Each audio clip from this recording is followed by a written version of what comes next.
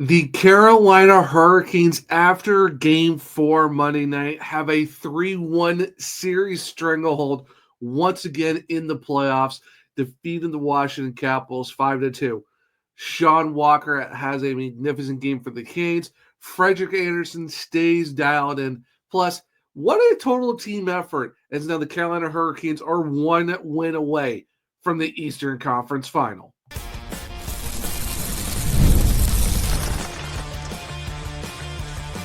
Your Locked On Hurricanes, your daily podcast on the Carolina Hurricanes. Part of the Locked On Podcast Network, your team every day.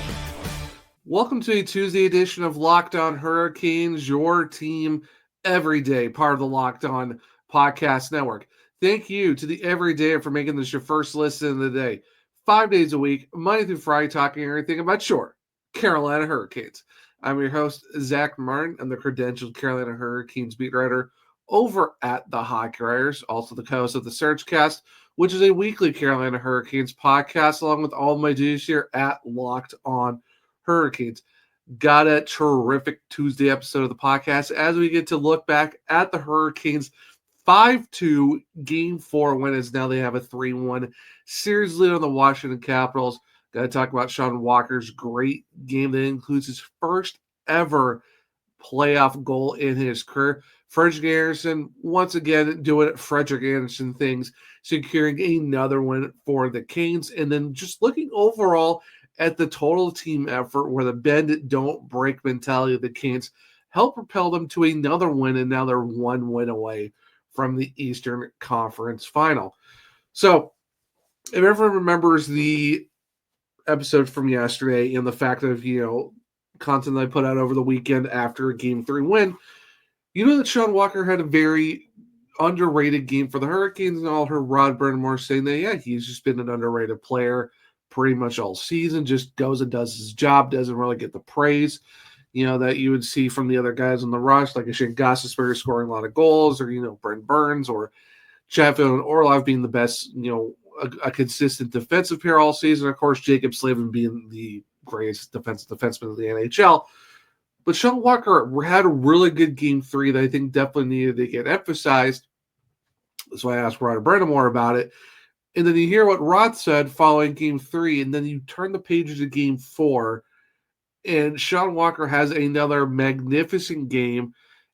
Finally gets rewarded for a goal in the playoffs, which is the crazy part is that was his first ever career playoff goal, and it was the 4-2 goal that gave the Hurricanes some insurance before Andrei Svechnikov scored the empty netter to ice the game in the third period. But just an overall, what a performance by him. Gets a goal and assist for a 2-point night.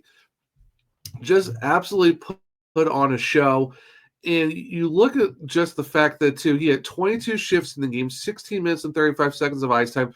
Also had 2 blocked shots and 4 shots himself, which, if you look at the entire roster, that was third best outside of Jarvis and Taylor Hall, who both had 5 themselves.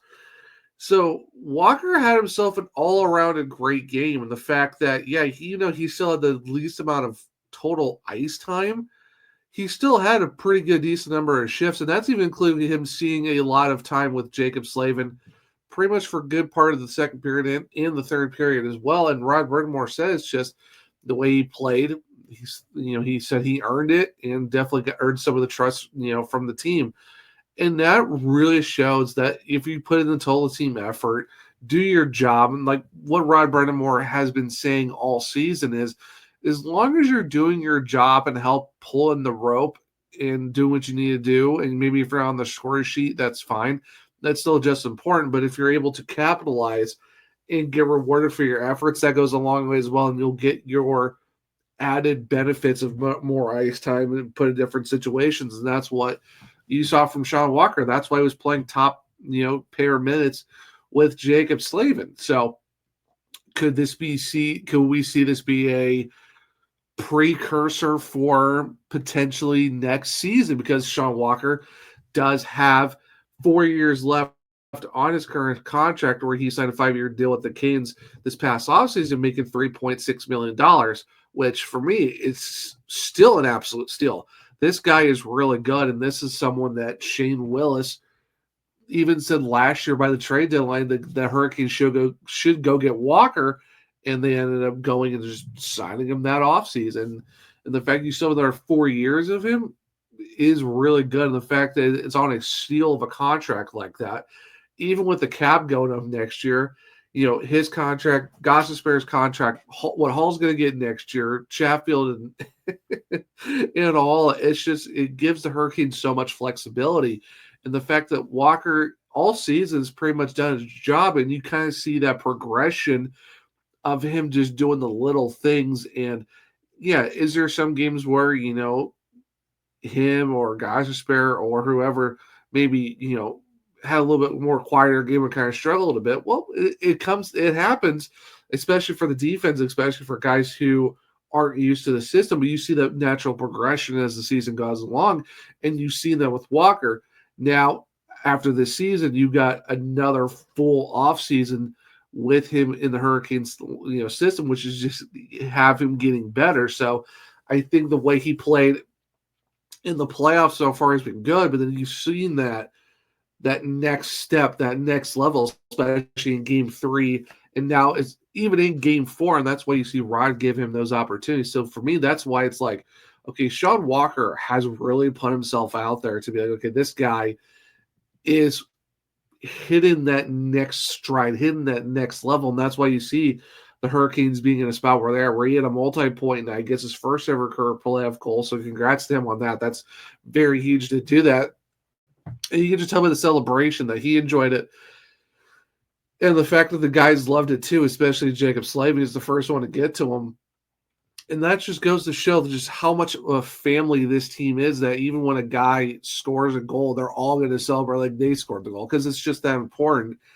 And more importantly, when it's in the playoffs, and now the Hurricanes are looking at, like I said, they're looking at the potential for another Game 5 victory, but you're up 3-1 in the series again, and the win on Monday night gave them 7 wins in the postseason this year. That's more than they had last year when they had 6 going into with round 2 against the Rangers, of course, having to come back from 3-0 down. But for a lot of people, you thought last year's lineup was absolutely loaded with what they had, and a lot of people consider this being a transition year for the Canes. But now you're 1 win away from the Eastern Conference Final, and you beat last year's, everyone's thought, Stanley Cup favorite stacked roster that the Hurricanes had. But then this year, it's a little bit more adversity throughout the regular season. But now you're looking at a team who's fully clicking on all cylinders, and just to see, the depth of this team, where we're going to talk about later on in segment 3 of the show, where it's the total team effort from this year of a team who's had to kind of right a lot of wrongs, riding the ship a lot during the regular season, going through their storms, and just all they have to deal with. And now you're looking at a team that's really good on the power play, really good on the penalty kill, got solid goaltending, which we'll talk about next segment with Frederik Andersen. But it's just, you see the guys like Walker, you see the guys like Gostisbehere, all these guys who are putting in the effort are giving you those more of the depth scoring that you definitely want to see, especially in the playoffs, and where you look at a team who's got 5 different goal scorers. Seth Jarvis getting another one. And, you talk about Taylor Hall scoring a very big goal for the Canes. Andrei Svechnikov with an empty netter. You're seeing a bunch of different guys putting the pucks on the net. They're kind of helping lead the way, and now you're setting yourself up to be in a very good spot for Game 5. And that's just, like I said, when you look at another game where the Hurricanes just smother the Capitals pretty much right from the outset, and now you're putting yourself to a spot where now it's like, okay, you go to Washington on Thursday, you take care of business, you're in the Eastern Conference Final, where people thought you weren't even going to make the playoffs, or, okay, well, this is a team that could probably win a round, but they're going to struggle. And now it's like, now you're in the driver's seat. Now you're in control. And the way the skaters have been, and the way the guys have been playing great team defense, great team scoring, you love to see it. But another big factor, how about goaltending once again that steals the show for the Canes. And we'll talk about Mr. Andersen here in a second on a Tuesday edition of Locked On Hurricanes. Looking for a snack that's both delicious and nutritious? Crack into a good source of protein with Wonderful Pistachios. Wonderful Pistachios is one of the highest protein nuts. Each 1 ounce serving has 6 grams of protein, giving you over 10% of your daily value. Plus, they're packed with fiber and better for you unsaturated fats to help keep you feeling fuller longer. The satisfying crack of opening each shell, it's like a snack meditation. Get snacking and get cracked with a snack that packs a protein punch. Visit wonderfulpistachios.com to learn more. Welcome back to segment 2 of Locked On Hurricanes, your team every day. And once again, we got to talk about Frederik Andersen. Yes, he gave up 2 goals against the Washington Capitals. Of course, the last time he gave up 2 goals to Washington was back in the game where they lost 3-2, lost 3-1. But overall, what another great game by him. Another 900 save performance, stopping 19 of 21 for 905 save percentage.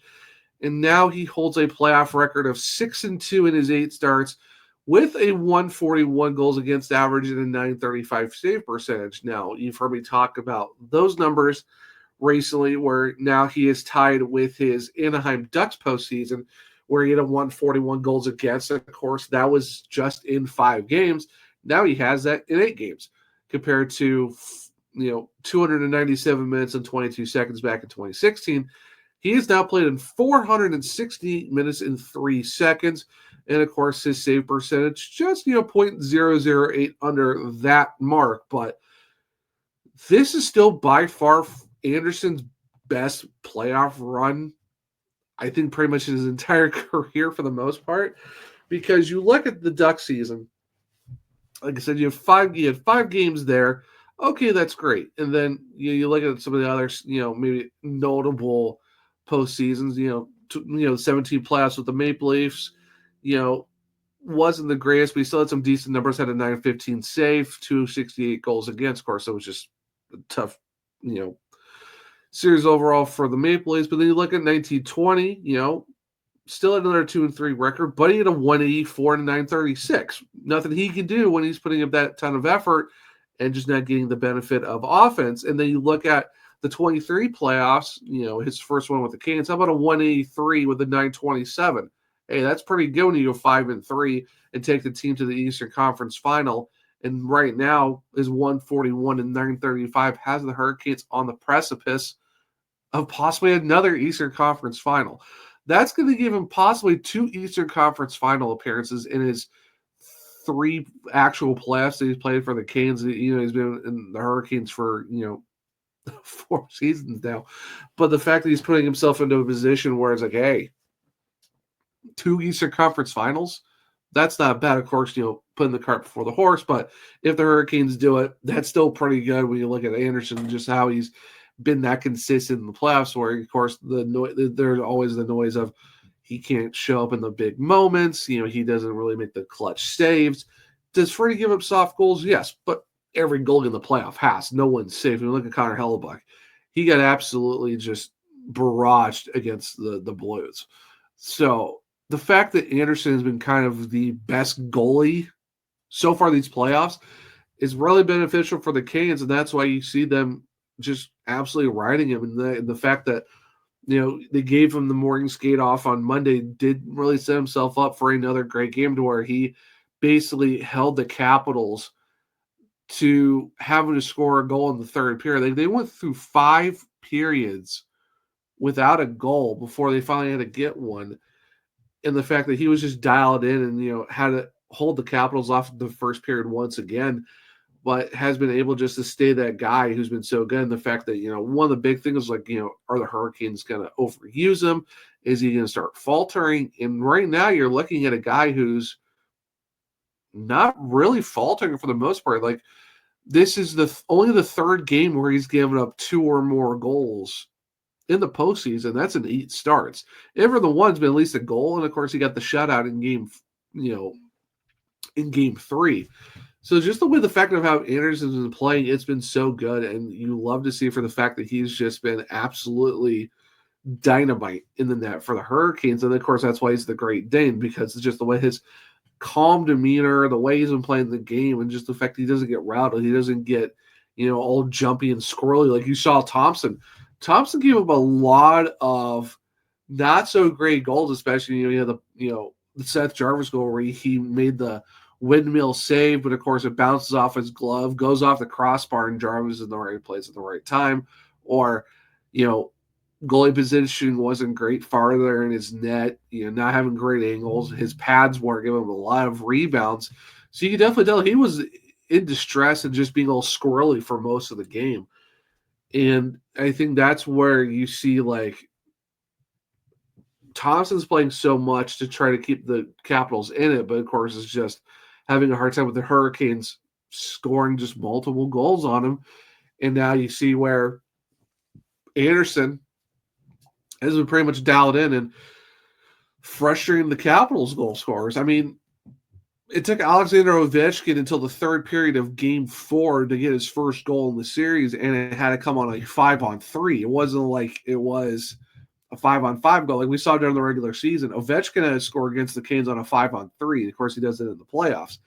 But that's just how dialed in Andersen's been, where he's got the greatest goal scorer in the NHL having to go into a 5-on-3 opportunity to get a power play goal, and even then, it barely went in. It went off his shoulder and off the crossbar and barely tucked itself in. So, if that doesn't go in, is this game 4-1? Is this game 5-1? Who really knows? But that's just how good Andersen's been. And I think that's why it goes to show of you heard all the guys talk about. Yeah, he's been saving our bacon.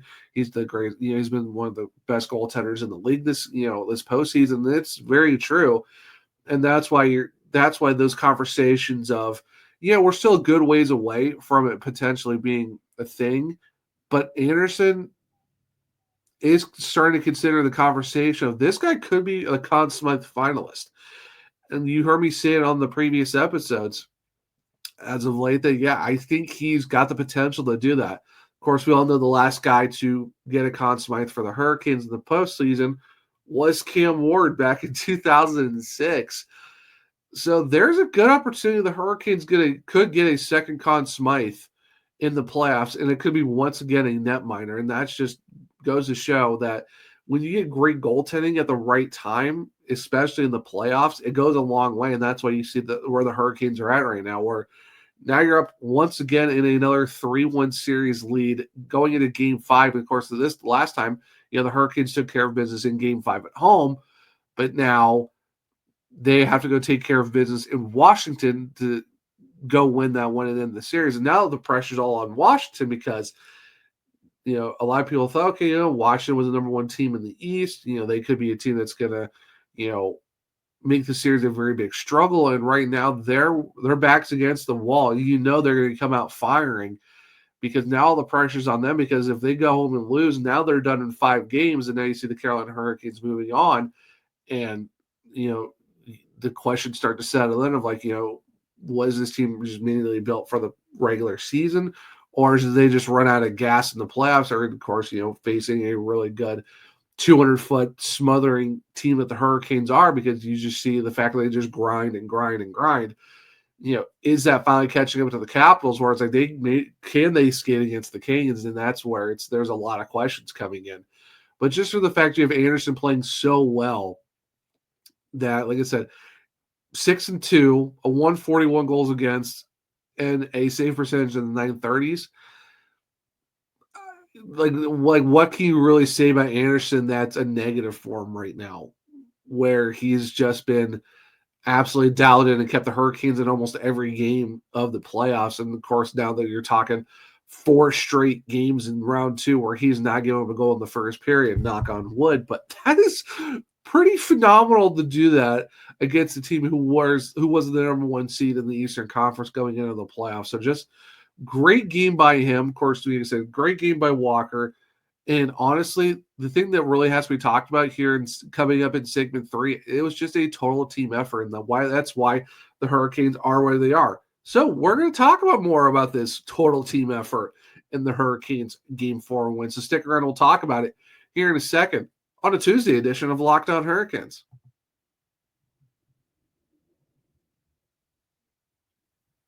Welcome back to segment 3 of Locked On Hurricanes, your team every day. Now, like I said, you look at the great game that Sean Walker had, you look at the great game that Frederik Andersen had, but also you just got to look at the total team effort the Hurricanes had in their 5-2 win in Game 4 against the Washington Capitals. How about for the fact that the first time, I think pretty much ever, every single forward in this game was a +1. Every single forward and defenseman was a +1 in this game. It is crazy to see that it wasn't like, +2s or +3s. No, every single skater was a +1, at least in this game, just for the forwards. And you look at the defense, I mean, you had a couple guys, almost 4 of the defensemen were +2s: Walker, Orlov, Chatfield, Slavin. That is some unheard of things where you see every forward being a +1 and you have 4 defensemen being +2. And like I said, it was just a total team effort. Taylor Hall played 13 minutes of ice time in this game, had 5 shots compared to Seth Jarvis had 5 as well. And he had a multi-point night. Then you look at Sean Walker, 16-35. The least amount involved in the defenseman was also 2 points with 4 shots. But just the blocks that the Hurricanes had, they had 13 blocks in this game. But how for the fact that you had, just the block shots, but then you have 4 for Slavin, 2 for Chatfield, 2 for Walker, which is absolutely insane. And then you had a couple from the forwards. But then you look at the hits. Just everyone was throwing the hits this game. Jordan Staal had 5. Andrei Svechnikov had 6. How about Eric Robinson putting up a 9-piece on these hits? Like, my goodness, and Dmitry Orlov with 3. Like I said, this was not just, okay, the defensemen are going to hit, they're going to do the blocks, the forwards are going to shoot the pucks. No, everyone was getting in on the action. Like, even Jacob Slavin had 3 shots in this game, along with, like, Jackson Blake. Svech had 2. Jordan Staal had 2 shots. Like, this was a complete overall team where everyone was putting in their part into this game. And that's why you see, 2 guys with multi-point nights. All the forwards getting a +1. Why the defensemen getting +2s? Why Frederik Andersen another .905 save percentage, stopping 19 and 21. And that's why you see them once again just, 37 hits, only 2 less than Washington, had 13 blocks. How about for the fact that even though they only won 39.7% of the faceoffs, they were still pretty solid overall in terms of getting the possession when they need to. In the fact that Carolina outshot the Capitals once again, 37-21. But of course, people want to act like that the Hurricanes are a very boring hockey team to watch and all that. And hey, what do you want? What do you want? The Hurricanes have been playing some great hockey. And if you think that playing a total team defense is not just a run and gun offense style is boring to you, well, you know what? I gladly take boring hockey, and I'll put that in air quotes, because this team is not boring at all. I don't know how you can look at this series and the way that the Hurricanes have been smothering the Capitals. There's been just tempers all over the place. I mean, you look at just Game 4 alone. The Hurricanes are up. Washington comes back within 1. Canes get the 2-goal lead again. Washington gets back within 1 again. And then the Hurricanes score the last 2 goals. It was tense. It was a tense third period. So it's just, that's the thing. It's like not every team is going to be built for a run and gun offense. You're not going to see, insane barn burners in some of these other games. And I mean, it's the playoffs. Like, you're like, I don't get the notion of where you're supposed to look at a team who's going to be like, oh, we're going to have a lot of 5-4 games. There's going to be, a potential 6-5, or, it's going to be like, oh, the drama of scoring a goal with like a second left. I mean, yeah, that's great, but not every team is like that. I think that's where the Canes is. It's not just 1 or 2 guys. It's not a top 6. And I talked about this earlier in the series. This is a Carolina Hurricanes team that's built on a system, on a group that everyone pulls their same weight. It's not 2 guys. It's not a line. It's not a top 6. This is a total team from top to bottom, all 4 lines, all the defensive pairings, and of course the goalies too. there is a system in place that the Hurricanes have been running since Rod Brind'Amour took over for the last 7 seasons. And that's why it's been effective. That's why they've won it 7 consecutive playoff rounds in the playoffs. That's why they've made the playoffs 7 consecutive seasons, because it's the system that works. It's not the Hurricanes' fault that you don't like how they play hockey. It's not other teams where you look at like, okay, this is very boring. It's like a lot of 2-1, 3-2 grind them out games. No, yeah, the Hurricanes are going to smother you and grind you into the ground, but they still have guys to score goals. They still have a way to play really good defense. And you look at the fundamentals that the Hurricanes play, you're not going to give up so many opportunities. That's why, yes, they give up 25 or less shots per game because they play defense. Like, that's kind of a big thing. You're not going to have, like I said, it's not what it's, I'm sorry that it's not the Hurricanes' fault that they don't fit what you want in terms of, oh, these guys are going to shoot the lights out and they're going to be, every guy's going to be scoring, and it's just going to be a lot of back and forth, and the goalie has to make 20 10 bell saves a game.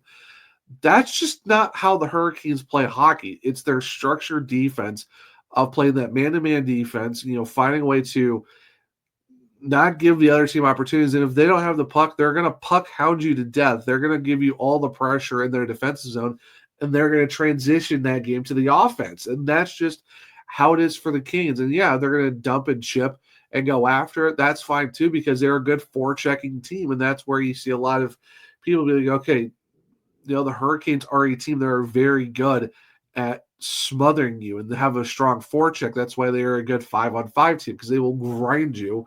And that's why you see the Capitals not being able to keep up in this series. Yeah, they won a game, but they've won a game where they won 3-1, and technically it was 2-1 before the empty netter. So other than that, and that's where the Hurricanes didn't really play their great game. But you look at the rest of the games overall, the Hurricanes have smothered the Capitals, basically almost outskated them. Like, they're putting them into a tough spot where it's like, I forget who put it. Someone said it's the cardiovascular of this Canes team, and the fact that it's a team who you have to keep up with them. And that's the thing, and the fact that the Hurricanes are still going and they're still playing. Like what Herb Brooks always said for the 1980 team. It's the legs that feed the wolves, and that's you're going to basically have a condition where you're going to out-condition the other team. You're going to outskate them. It's not, okay, we're going to score a barrage of goals in the first couple periods and lock it down in the third. No, it's we are going to skate you to death, and we're going to forecheck you and back check you to death. That's just the Hurricanes' way, and that's why you see a total team effort where we talked about every forward was a +1 in this game. 4 defensemen were +2s. Everyone was shooting the puck. Everyone was basically blocking pucks. This is where it's not just a few guys. Like I said, this is a total team effort where you have Walker scoring the goal, Hall, Jarvis, Svechnikov. Everyone is getting in on the action. And, of course, you have multi-point games from a bunch of different guys. Frederik Andersen's played some great defense. That's why you see the penalty kill, still being a really good penalty kill. How about for the fact that they are still at 92.6 in the playoffs, and that's 25 for 27. And the second one had to come in a 5-on-3 for Alexander Ovechkin to score. And even then, the power play is still 30%, which is tied with Edmonton and Dallas. But guess what? That's still number one. They have 9 power play goals in the last 30 chances. Like I said, it is penalty kill, power play, 5-on-5, great goaltending, great defense, great. It's just everything is coming together. That's why it's a total team effort, and that's why the Hurricanes are the deepest team with the possibility of just being able to plug and play guys where they need to, and that's where everyone's pulling at the same rope. That's how you go and win playoffs. And that's why, yeah, if you find the Hurricanes boring, well, so be it. It is what it is. It's a total team effort that's going to get this team farther in the playoffs, and that's why they are 1 win away from the Eastern Conference Final. But guys, that will be a Tuesday edition of Locked On Hurricanes. Thank you for listening. Making your first listen of the day. For your second listen, Go check out Locked On NHL Game Night. Every game, every night until the Stanley Cup champion is crowned. Get local analysis on a national scale. Find NHL Game Night on Locked On NHL on YouTube, wherever you listen to podcasts. If you want to keep up with me, I'm at OneTrueZach on X. The podcast is LO_Hurricanes. I'm also on Blue Sky, the Zachary Martin. Where do I have links? In my bios where you can check out all of my written content at thehockeywriters.com. If you want to check out my other podcasts, well, it's the Searchcast on all podcast platforms and on YouTube. For this show, you can find Locked On Hurricanes wherever you listen to podcasts, especially Spotify, Google, Apple, iHeartRadio. Make sure to follow and subscribe. Leave a 5-star rating and review because I might just read it on the show. For YouTube, well, it's Locked On Hurricanes. Subscribe. Hit the bell notification so you don't miss the show. Hit the thumbs up so let me know if you like the show as well. Share with all other KX to become everydayers just like you. But hope everyone enjoyed the Tuesday edition of Locked On Hurricanes. Enjoy your Tuesday. And until next time, as always, let's go Canes.